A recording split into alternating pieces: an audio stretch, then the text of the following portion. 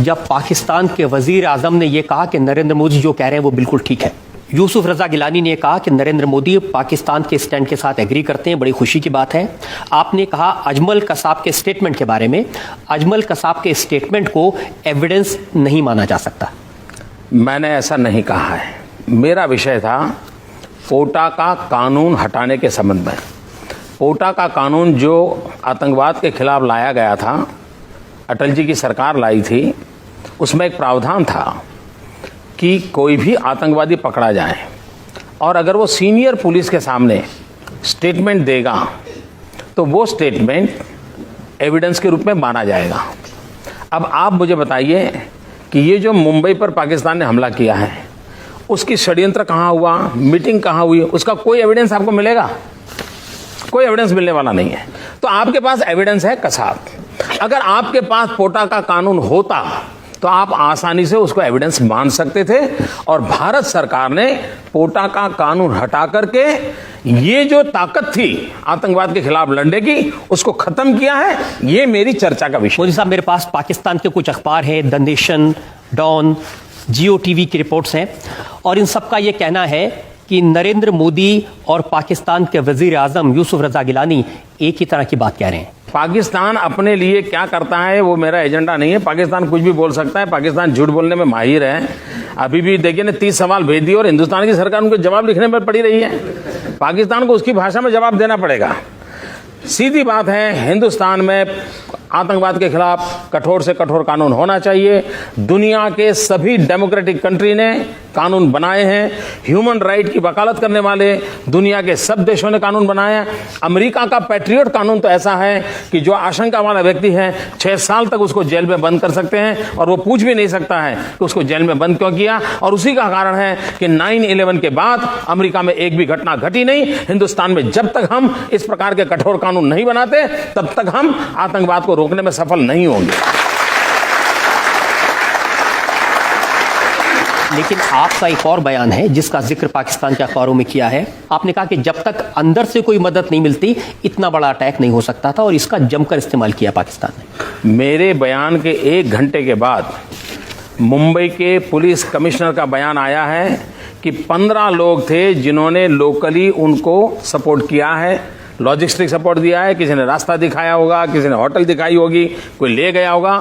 ये Mumbai police commissioner का बयान है, और मेरा भारत सरकार को यही कहना है, अभी भी कहता हूं, दोबारा कहता हूं कि पाकिस्तान पर दुनिया भर के अंदर इस मुद्दे को लेकर के जितना सच्चाई कह सकते हैं करना चाहिए। लेकिन साथ साथ हिंदुस्तान में वो कौन लोग हैं जो पाकिस्तान से आकर के घुसे हुए हैं या हमारे हिंदुस्तान के हैं, जो इस प्रकार से पाकिस्तान को मदद की है, उनको नंगा करके निकालना चाहिए और उनको फांसी के तख्त पे चढ़ाना चाहिए। देश के अंदर कोई ऐसी गद्दारी नहीं कर सकता। और ये मैं आज भी डंके की चोट पे बोलना चाहता हूं, हिंदुस्तान में वो मदद बिना कोई आदमी बाहर का आया करे के चला, हवाई जहाज में आकर के बॉम्बार्डिंग करके गया है क्या? सामान्य आदमी को समझ आता है, कोई तो होगा जिसने उसको रास्ता बताया होगा। पहले रेकी करने आएंगे तब किसी ने बताया होगा। और पुलिस बोलती है, मुंबई पुलिस ने ऑफिशियल कहा है कि 15 लोगों की मदद हुई है।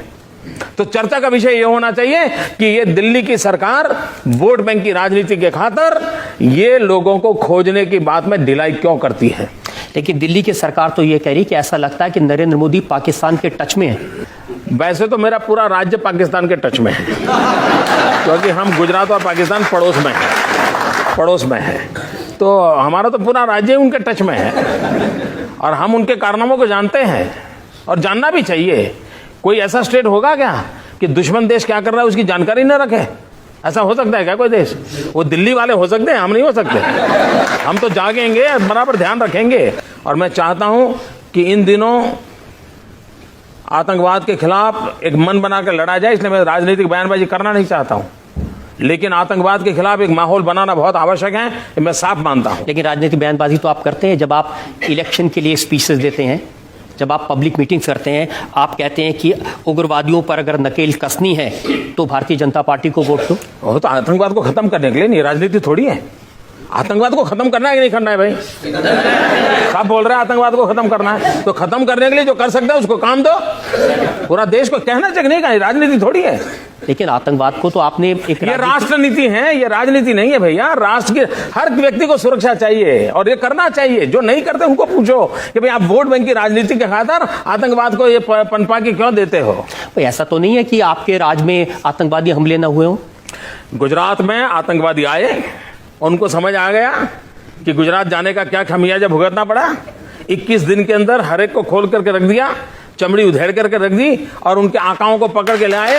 हिंदुस्तान में केरल से लेकर के कश्मीर तक, केरल से लेकर के कश्मीर तक हर राज्यों से उनके जितने आका थे वो पकड़ लिए। और गुजरात में आतंकवाद की घटना घटी, उसका नतीजा ये हुआ कि देश की सब सरकारों को 5 साल से आतंकवादी घटनाएं घटती थी, लेकिन वो किसी को पकड़ते नहीं थे। गुजरात में पकड़ने के बाद उनको पकड़ने के लिए जाना पड़ा और उसके बाद देश भर में पकड़ने की बात शुरू हुई। तो गुजरात का एक बहुत बड़ा कंट्रीब्यूशन रहा है और सिमी के पूरे नेटवर्क को, उनके सारे आकाओं को पकड़ कर रख दिया हमने। तो देश की बहुत बड़ी भलाई का काम किया गुजरात ने। आप कहते हैं अपने पब्लिक मीटिंग्स में अगर बीजेपी की सरकार सत्ता में आएगी तो अफजल गुरु को फांसी पे लटका दिया जाएगा। ये आतंकवाद का इस्तेमाल नहीं है सियासत के लिए? अफजल गुरु को फांसी नहीं देनी चाहिए क्या? क्या देश में इस चीजों की लोकतंत्र में डिबेट होनी चाहिए कि नहीं होनी चाहिए? क्या डिबेट होनी चाहिए? मोदी कुर्ते की डिबेट होगी क्या? देश में लोकतंत्र में मोदी कुर्ते की डिबेट करोगे क्या? हर सियासत में क्या हो रहा है, क्या होना चाहिए, इसी की तो डिबेट होनी है। And this is the true democracy.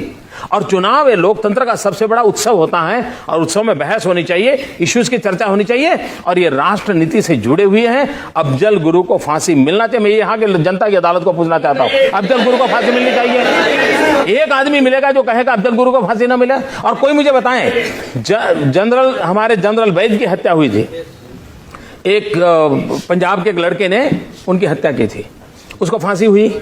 फांसी होने के बाद उसने भी दया की अर्जी की थी, लेकिन भारत सरकार की कैबिनेट ने 15 मिनट में निर्णय किया उसको फांसी पर लटका देना चाहिए और उसको तुरंत डेट तय करके फांसी पर लटका दिया गया। जनरल वैद्य के हत्यारों को, जो पंजाब का लड़का था, 15 मिनट के अंदर निर्णय कर सकते हो। अब अफजल गुरु को क्यों शोकेस में रखा हुआ है भाई? किसको दिखाना चाहते हो? और सुप्रीम कोर्ट को मानोगे कि नहीं मानोगे? देश में जवाब उन लोगों ने देना चाहिए जो इस प्रकार की हरकतें करते हैं। जवाब हमसे मत मांगो जो ये कहते हैं कि गुनहगार को फांसी मिले। हम तो न्याय के पक्ष में बोल रहे हैं। लेकिन क्या ऐसे इश्यूज को आप चुनाव में इस्तेमाल करेंगे वोट लेने के लिए? लोगों को ये इस्तेमाल नहीं है, ये इस्तेमाल शब्द ठीक नहीं है।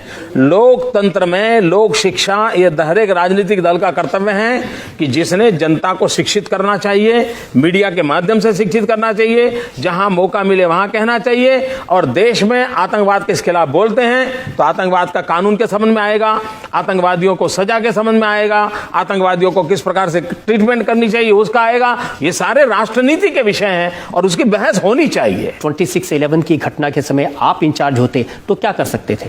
पहली बात है, जो मैंने गुजरात में किया वो करके दिखाता। मुझे देर नहीं लगती।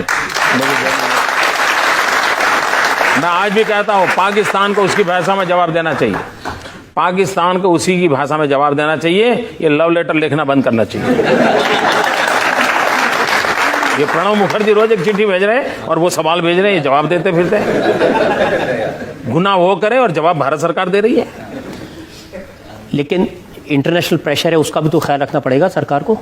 इंटरनेशनल प्रेशर पैदा करने की ताकत आज हिंदुस्तान में 100 करोड़ का देश है। पूरी दुनिया पे प्रेशर हम पैदा कर सकते हैं जी। कोई हम पर कैसे प्रेशर पैदा करे? ये उल्टी गंगा क्यों चली? मैं हैरान हूं जी। पाकिस्तान हमको मार के चला गया, पाकिस्तान ने हम पर हमला बोल दिया मुंबई में, और हमारे मंत्री जी अमेरिका गए और रोने लगे, ओबामा ओबामा ये हमको मार के चला गया, बचाओ बचाओ। ये कोई तरीका होता है क्या? पड़ोसी मार के चला जाओ और अमेरिका जाते हो? अरे पाकिस्तान जाओ ना। क्या तरीका होता? पाकिस्तान जो भाषा में समझे समझाना चाहिए। वही तो मैं आपसे समझने की कोशिश, वही तो मैं कह रहा हूं, पाकिस्तान जो भाषा में समझे वो समझाना चाहिए। पहली बार शायद ये मौका हुआ है जब पाकिस्तान के वजीर आजम ने यह कहा कि नरेंद्र मोदी जो कह रहे हैं वो बिल्कुल ठीक है। यूसुफ रजा गिलानी ने कहा कि नरेंद्र मोदी पाकिस्तान के स्टैंड के साथ एग्री करते हैं, बड़ी खुशी की बात है। आपने कहा अजमल कसाब के स्टेटमेंट के बारे में, अजमल कसाब के स्टेटमेंट को एविडेंस नहीं माना जा सकता। मैंने ऐसा नहीं कहा है। मेरा विषय था पोटा का कानून हटाने के संबंध में। पोटा का कानून जो आतंकवाद के खिलाफ लाया गया था अटल जी की सरकार लाई थी, उसमें एक प्रावधान था कि कोई भी आतंकवादी पकड़ा जाए और अगर वो सीनियर पुलिस के सामने स्टेटमेंट देगा तो वो स्टेटमेंट एविडेंस के रूप में माना जाएगा। अब आप मुझे बताइए कि ये जो मुंबई पर पाकिस्तान ने हमला किया है, उसकी षड्यंत्र कहाँ हुआ, मीटिंग कहाँ हुई, उसका कोई एविडेंस आपको मिलेगा? कोई एविडेंस मिलने वाला नहीं है। तो आपके पास एविडेंस है कसाब। अगर आपके पास पोटा का कानून होता तो आप आसानी से उसको एविडेंस मान सकते थे, और भारत सरकार ने पोटा का कानून हटा करके ये जो ताकत थी आतंकवाद के खिलाफ लड़ने की, उसको खत्म किया है। ये मेरी चर्चा का विषय। मोदी साहब, मेरे पास पाकिस्तान के कुछ अखबार हैं, the Nation, Dawn, Geo TV की रिपोर्ट्स हैं, और इन सब का ये कहना है कि नरेंद्र मोदी और पाकिस्तान के वजीर आजम यूसुफ रजा गिलानी एक ही तरह की बात कह रहे हैं। पाकिस्तान अपने लिए क्या करता है वो मेरा एजेंडा नहीं है। पाकिस्तान कुछ भी बोल सकता है, पाकिस्तान झूठ बोलने में माहिर है। अभी भी देखिए ना, 30 सवाल भेज दिए और हिंदुस्तान की सरकार उनको जवाब लिखने में पड़ी रही है। पाकिस्तान को उसकी भाषा में जवाब देना पड़ेगा। सीधी बात है, हिंदुस्तान में आतंकवाद के खिलाफ कठोर से कठोर कानून होना चाहिए। दुनिया के सभी डेमोक्रेटिक कंट्री ने कानून बनाए हैं। ह्यूमन राइट की वकालत करने वाले दुनिया के सब देशों ने कानून बनाए हैं। अमेरिका का पैट्रियट कानून तो ऐसा है कि जो आशंका वाला व्यक्ति है 6 साल तक उसको जेल में बंद कर सकते हैं, और वो पूछ भी नहीं सकता है कि उसको जेल में बंद क्यों किया। और उसी का कारण है कि 9/11 के बाद अमेरिका में एक भी घटना घटी नहीं। हिंदुस्तान में जब तक हम इस प्रकार के कठोर कानून नहीं बनाते, तब तक हम आतंकवाद को रोकने में सफल नहीं होंगे। लेकिन आपका एक और बयान है जिसका जिक्र पाकिस्तान के अखबारों में किया है। आपने कहा कि जब तक अंदर से कोई मदद नहीं मिलती, इतना बड़ा अटैक नहीं हो सकता था, और इसका जमकर इस्तेमाल किया पाकिस्तान ने। मेरे बयान के 1 घंटे के बाद मुंबई के पुलिस कमिश्नर का बयान आया है कि 15 लोग थे जिन्होंने लोकली उनको सपोर्ट किया है, लॉजिस्टिक सपोर्ट दिया है। किसी ने रास्ता दिखाया होगा, किसी ने होटल दिखाई होगी, कोई ले गया होगा। ये मुंबई पुलिस कमिश्नर का बयान है, और मेरा भारत सरकार को यही कहना है, अभी भी कहता हूं, दोबारा कहता हूं कि पाकिस्तान पर दुनिया भर के अंदर इस मुद्दे को लेकर के जितना सच्चाई कह सकते हैं करना चाहिए। लेकिन साथ साथ हिंदुस्तान में वो कौन लोग हैं जो पाकिस्तान से आकर के घुसे हुए हैं या हमारे हिंदुस्तान के हैं जो इस प्रकार से पाकिस्तान को मदद की है, उनको नंगा करके निकालना चाहिए और उनको फांसी के तख्त पर चढ़ाना चाहिए। देश के अंदर कोई ऐसी गद्दारी नहीं कर सकता। और ये मैं आज भी डंके की चोट पे बोलना चाहता हूं, हिंदुस्तान में वो मदद बिना कोई आदमी बाहर का आए करे के चला, हवाई जहाज में आकर के बॉम्बार्डिंग करके गया है क्या? सामान्य आदमी को समझ आता है, कोई तो होगा जिसने उसको रास्ता बताया होगा। पहले रेकी करने आए होंगे तब किसी ने बताया होगा। और पुलिस बोलती है, मुंबई पुलिस ने ऑफिशियल कहा है कि 15 लोगों की मदद हुई है। तो चर्चा का विषय यह होना चाहिए कि ये दिल्ली की सरकार वोट बैंक की राजनीति के खातिर ये लोगों को खोजने की बात में ढिलाई क्यों करती है। लेकिन दिल्ली की सरकार तो ये कह रही कि ऐसा लगता है कि नरेंद्र मोदी पाकिस्तान के टच में है। वैसे तो मेरा पूरा राज्य पाकिस्तान के टच में है, क्योंकि हम गुजरात और पाकिस्तान पड़ोस में है, तो हमारा तो पूरा राज्य उनके टच में है, और हम उनके कारनामों को जानते हैं और जानना भी चाहिए। कोई ऐसा स्टेट होगा क्या कि दुश्मन देश क्या कर रहा है उसकी जानकारी न रखे? ऐसा हो सकता है क्या कोई देश? वो दिल्ली वाले हो सकते हैं, हम नहीं हो सकते। हम तो जागेंगे, बराबर ध्यान रखेंगे। और मैं चाहता हूं कि इन दिनों आतंकवाद के खिलाफ एक मन बनाकर लड़ा जाए, इसलिए मैं राजनीतिक बयानबाजी करना नहीं चाहता हूं, लेकिन आतंकवाद के खिलाफ एक माहौल बनाना बहुत आवश्यक है, मैं साफ मानता हूं। लेकिन राजनीतिक बयानबाजी तो आप करते हैं जब आप इलेक्शन के लिए स्पीचेस देते हैं, जब आप पब्लिक मीटिंग्स करते हैं। आप कहते हैं कि उग्रवादियों पर अगर नकेल कसनी है तो भारतीय जनता पार्टी को वोट दो। वो तो आतंकवाद को खत्म करने के लिए नहीं, राजनीति थोड़ी है। आतंकवाद को खत्म करना है कि नहीं करना है भाई?